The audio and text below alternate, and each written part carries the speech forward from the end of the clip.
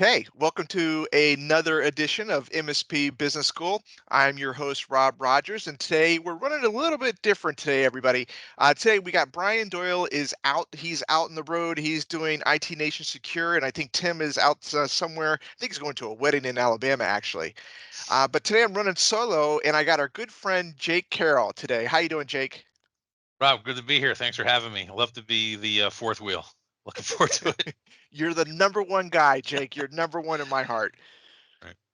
Um, I have Jake on here today because we were talking earlier today, and he has a really good topic that he found on LinkedIn. And I thought it was really relevant to sales process, sales management, and really just setting yourself apart from other sales initiatives in this very congested industry that we're in. So, Jake, if you could, you kind of talk us through and summarize what did you find?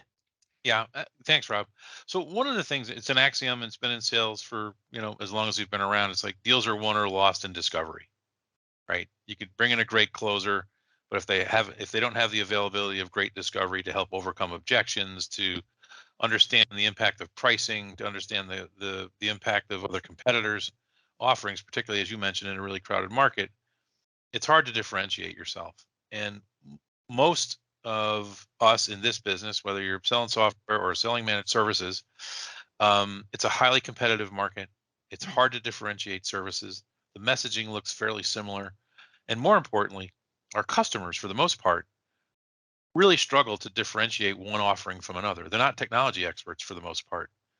So they tend to do things like go to the last page and see the pricing to differentiate one vendor from another because one person's 24/7 claim doesn't look much different from someone else's. And they Very probably true. don't have the technical awareness to really differentiate and drive in, other than listening to references, which everybody gives great references, right? Looking at websites for testimonials, you only put the good ones up there. There's only so much available for any buyer to differentiate vendors and decide who they want to work with. So one of the things that I found helps differentiate really good sellers from average sellers and increase your win rates is, how well do you do at discovery, in the process of understanding what a customer needs and how you can solve the problem. Like, what can you learn that maybe someone else couldn't? Okay, so let's And hold on a second here, yeah, Jake. So what you're saying is you're trying to get your sales reps, because you manage a lot of salespeople, and you've been yeah, managing salespeople for a long time.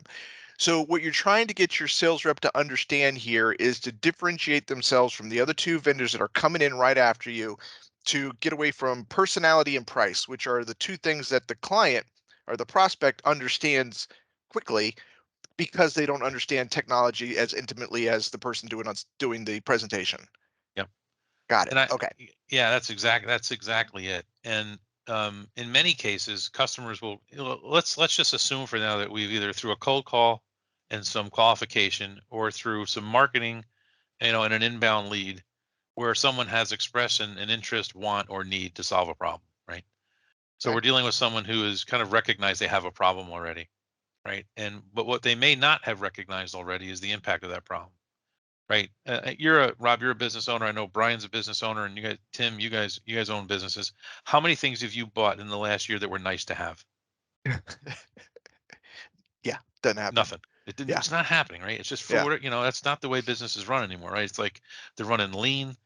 It's like the products and services and things that they're going to invest in are things that are going to have an impact on the business. And in most cases, it's the things um, that risk mitigate, that take a problem out of the business, that are going to protect against lost money, lost customers, those kinds of things. So when someone comes to you with a want or a need or an interest, it's really it's important for the salesperson to take a beat, because it's easy. Like, for instance, let's take an example of someone comes to you with an interest, or you've gotten a person interested in and considering cloud migration, got it. right?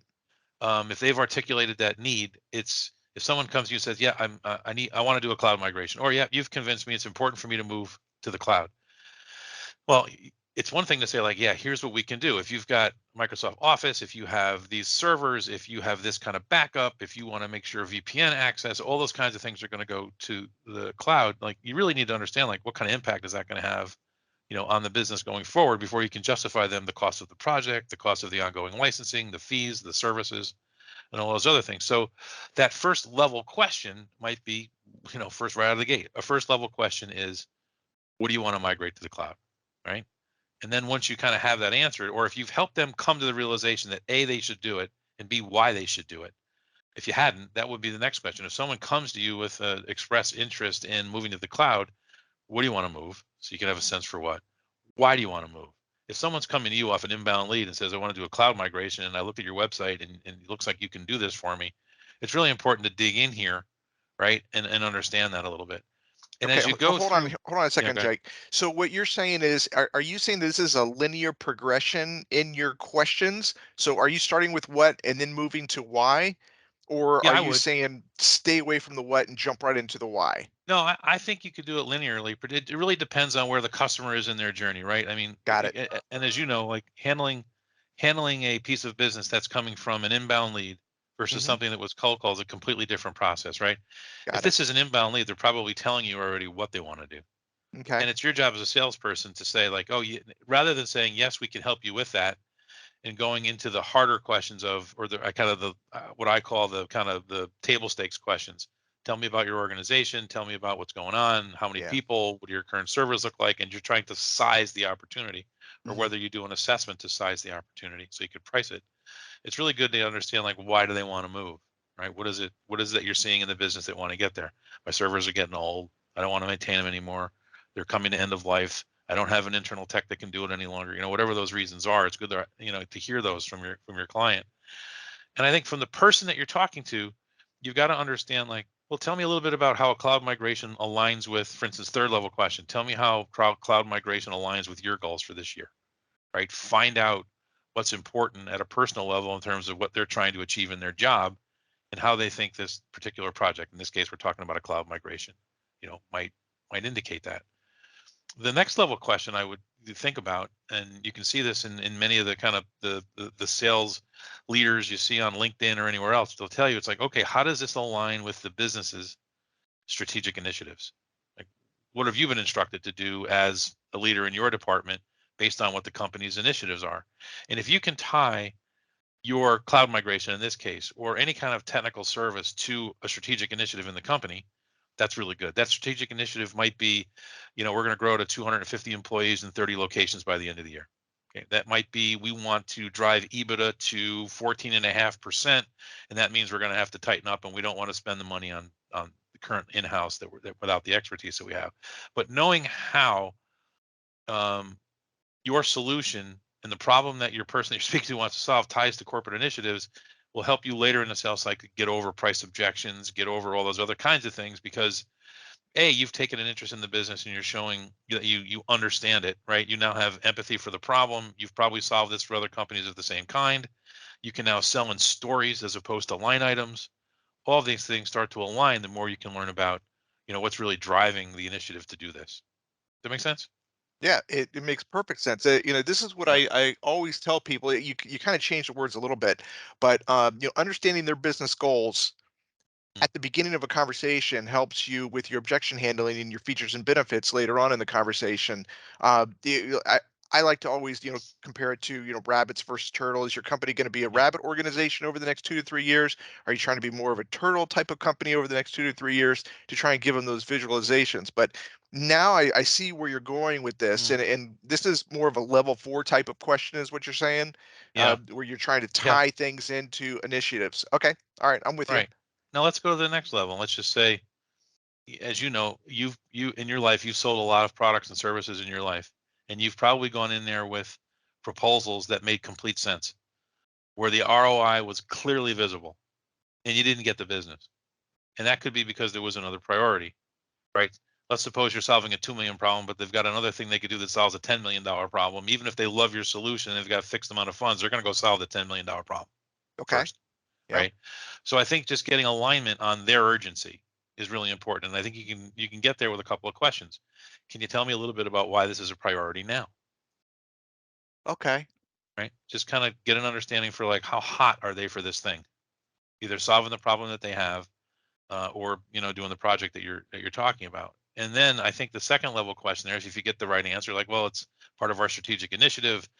whatever that happened to be, and we need to do this in order to enable such and such, and that's why we need to do it. Great. Can you share with me what other ways you've tried to solve this before? Um, Anything? Have you tried something before to solve that same problem, and you think that this migration is going to do it for you this time? And for how long have you been looking at it as a problem? Then you're getting a sense for, look, we have tried this before, it didn't work. We had fits and starts. We wanted to do it this time last year, but something came up. We're really at the point now where we can't go back and we have to do it. So now you've Well, got a I like sense this a of, lot, Jake. This you know, this is nice. So far you started with the basic question, like the little base hit to try and understand what's really going on. Then you've tied it into their strategic initiatives, and then you're creating the urgency with them.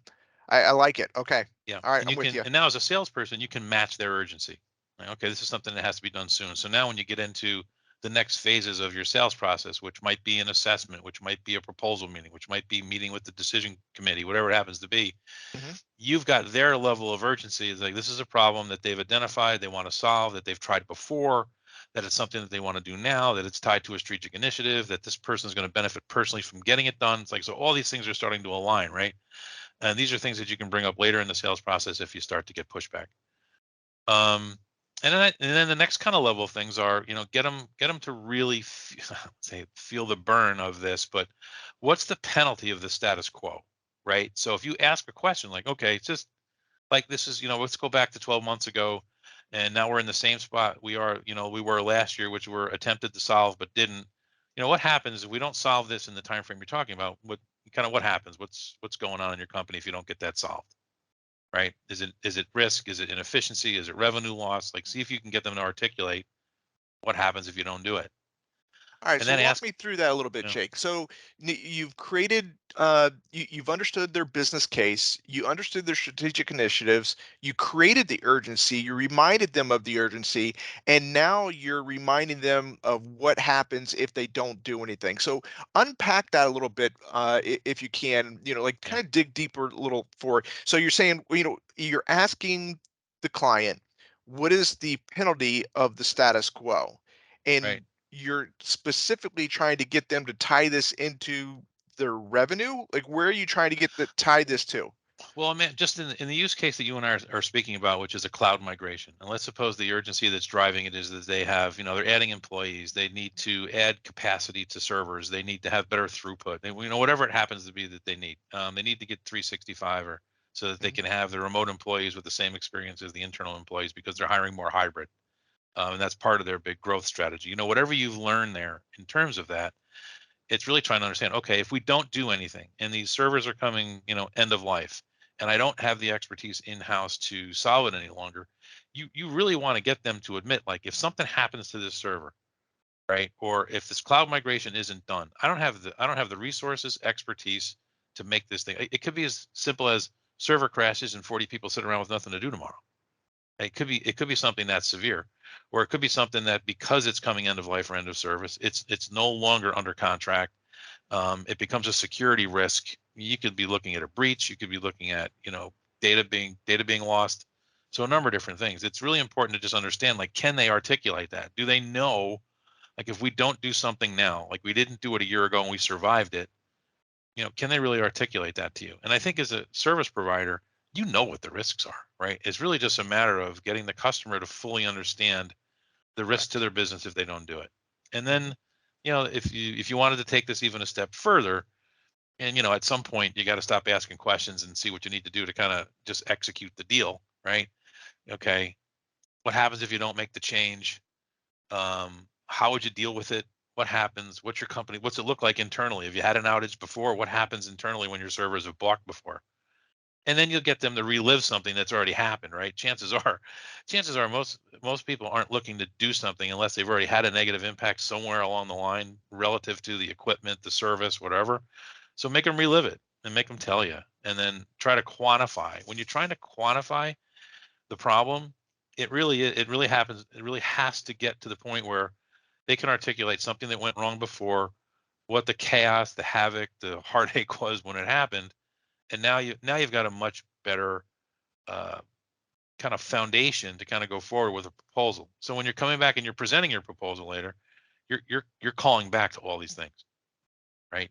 Can you see where this potential, where this migration in place by September of 2023 would A, help mitigate the risk that you mentioned on such and such, and B, helps you get in more align with your growth plans to add employees both remotely and internally? Can you see this is the part of our technology stack and services that are going to address that? Does that make sense to everybody here in the room? And get the heads nodding in the right direction.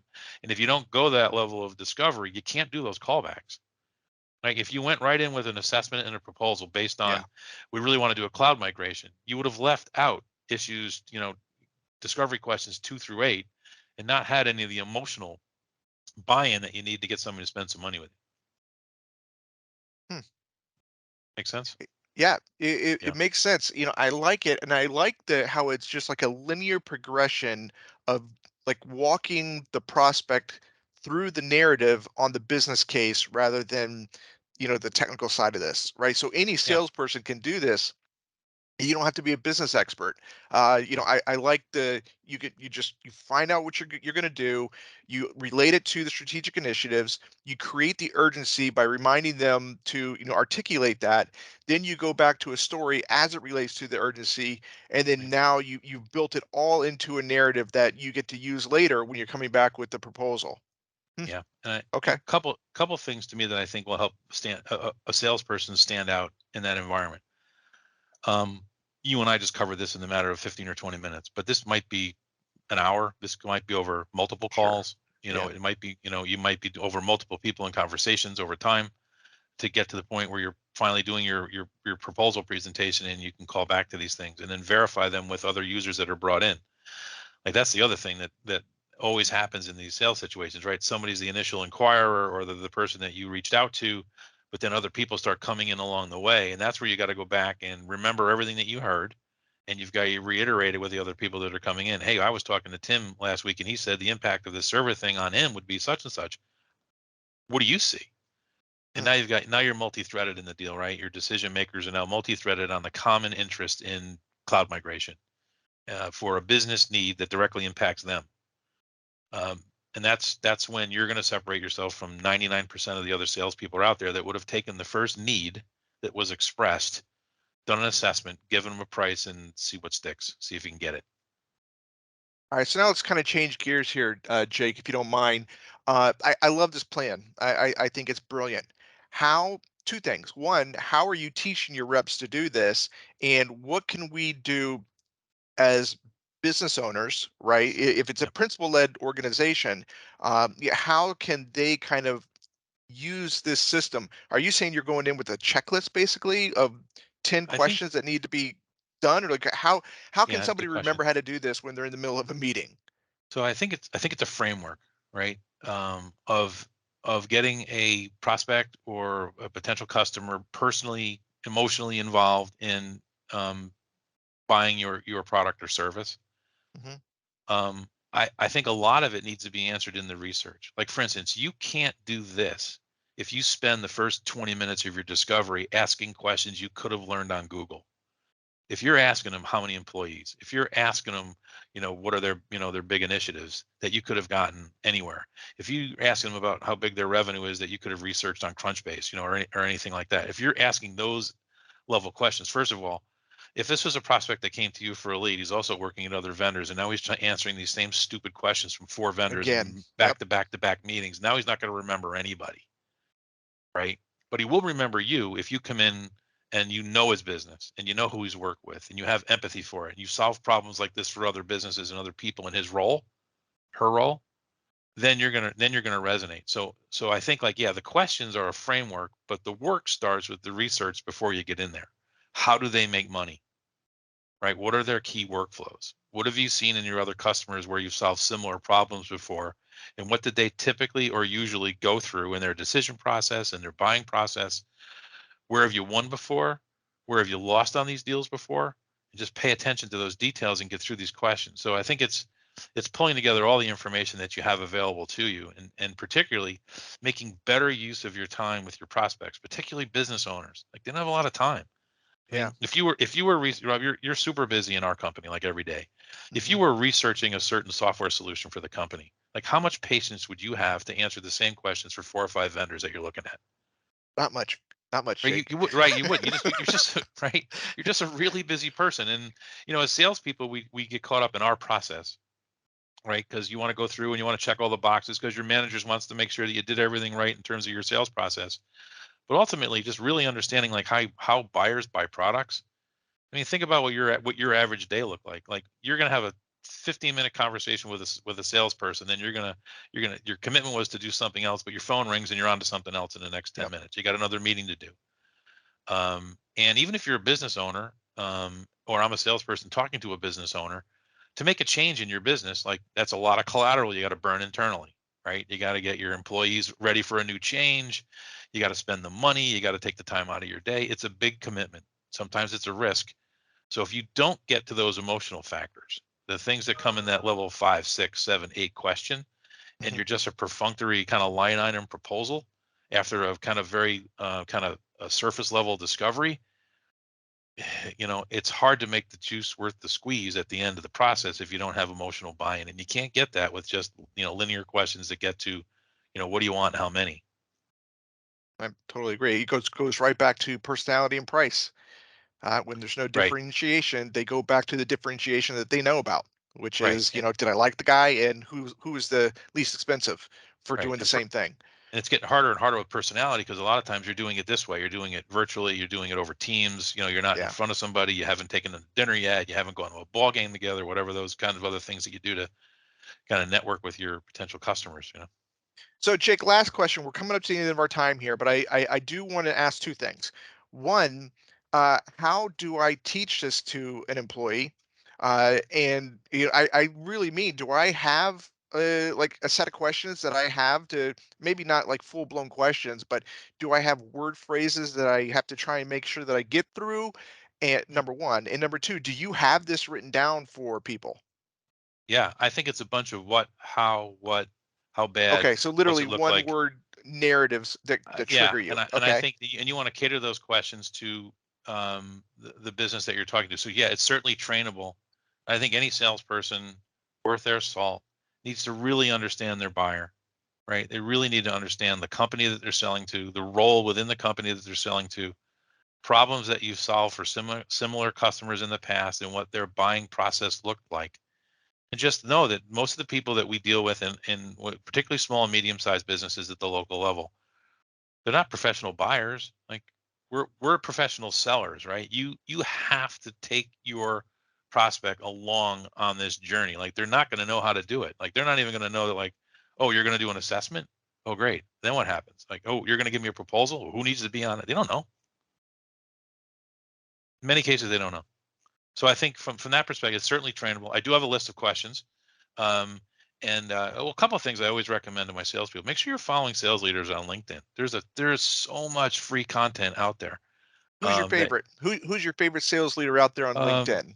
well, I really like Jason Bay a lot, particularly for outbound. Right, he's Okay. with Outbound Squad, and I think he has great content. His webinars are terrific, and I always find him to be uh, really level-headed in terms of his approach on Mm, okay. how to get after a prospect and how to differentiate yourself. All right. Very good.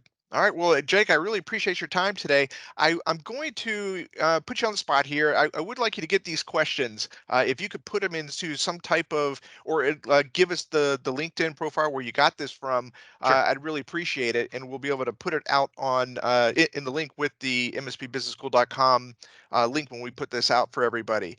Sure. Jake, as always, it's a pleasure talking to you. I really appreciate what you do, and this was a good one, man. I really love it when we come up with these new strategies. When we talk about these new strategies, Yeah. to really help sales rep get through the white noise, right? Like Mm. there's a lot of it out there, and when you can differentiate yourself as it relates to the business, that you're talking about, really sets yourself apart. I really like it. So thanks a lot, Jake. Really Yep. appreciate it Thanks. today. Yep. See you later. Bye. All right, take care, Jake. Have a great Bye, day. Rob. Yep. All You right, too. bye.